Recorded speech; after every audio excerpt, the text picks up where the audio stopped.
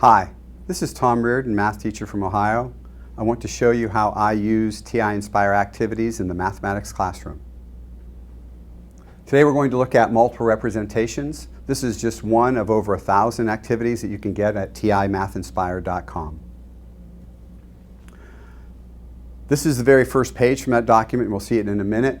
Linda receives an allowance of $10 per week, and she works at a part-time job with an hourly salary of $6.50. Now, as teachers, you can probably already anticipate where we're going with this, but our students, of course, probably not.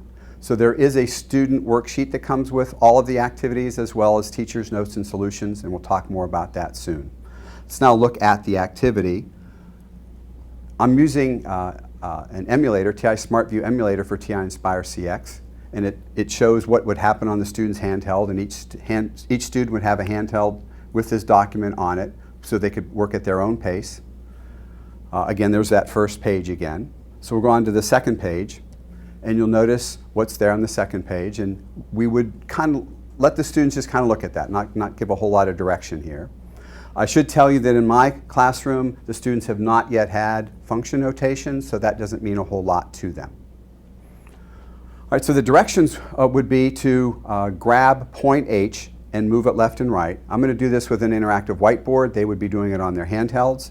But watch what happens, what changes and what doesn't. So I'm grabbing point H, moving left and right. Now, in an ideal world, I would love to hear my students say, as I moved left and right, I saw that the domain were whole numbers between 0 and 20, and the range were numbers from 10 to whatever. But I'm happy just to hear, as I go to the left, the numbers get smaller. As I go to the right, numbers get larger. That's fine. I just want them to be interactive. I want them to be involved in what we're doing. Next thing would be to press these two buttons and watch what happens, because this is the key part of the activity. I'm going to press two buttons and watch what happens on the screen.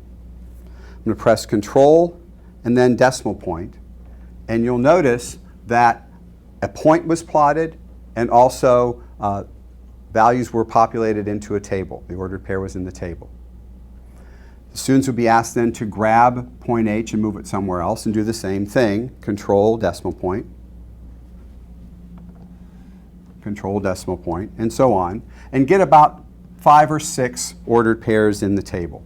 And they don't have to be in any special order.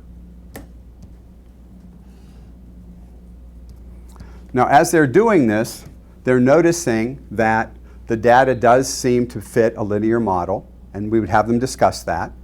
And then we would ask them to say, well, how would you find an equation to model this? And we're hoping that they would say, well, pick 2 points, find the slope, find the y-intercept. Notice that I don't want to use a regression here. That's not really teaching much of anything at this point. We would like them to be able to solve this algebraically. And then the discussion becomes, well, which 2 points do we pick? And we know that it doesn't matter, but they don't. So I usually ask them to say, well, in your groups, have each person pick 2 different points and find out the slope and y-intercept. And they discover themselves that it doesn't matter which 2 you pick, you get the same slope and y-intercept. So let's assume that we have done that. Let's go ahead and enter our equation that we think models this. So I'll press the tab key so that the function input line pops up. And it notices f1 of x. It's in terms of x, not in terms of h or I. And so I know that 6.5x plus 10 seems to be the equation that would model this. Press enter. And you can see that it pretty well fits it pretty well. And the students, even the students that don't like math very much, really like to see connecting the dots. They really, for some reason, they like that. Okay? So we've come up with an equation that models this situation. And now with that, we can predict, if somebody works 7 hours, 8 hours, whatever, we can predict what the income would be.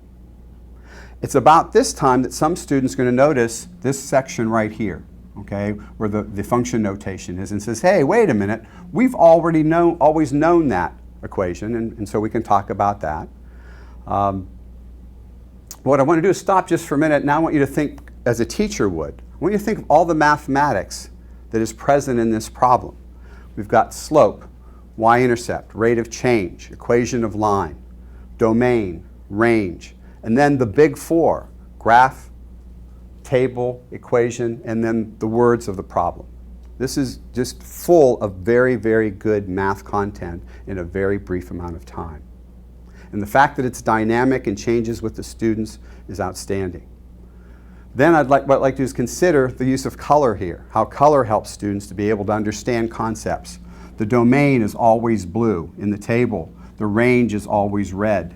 But my favorite place is right here, where this is a domain value in blue, this is a range value in red, because sometimes my students get those two mixed up, and this might be what puts them over that. So in summary, this activity accomplishes more in less time, which buys me valuable classroom instruction time. Okay? I like anything that helps me to teach concepts quicker and better, and then enables me to spend my time teaching. Some teachers have told me they don't have time to use technology. With this activity, I tell them they can't afford not to use this type of technology. This definitely helps better understanding of concepts, and it buys me more time. Key math ideas in this short activity, I had already listed them, but the big four: graph, table, equation, and words, and how they go together. Slope and what it means in a problem. Y-intercept and what it means in a problem. Rate of change. Equations of lines. Applications of mathematics to the real world. And then, of course, the use of color to be able to distinguish the key math ideas and concept: domain, range, function notation, table, and graph. They're all there. So again, this is pretty awesome just to kind of look at it and feel the understanding. And then finally, where do you get this good stuff? TI-Nspire.com. So thank you for watching the video. We hope you enjoyed it.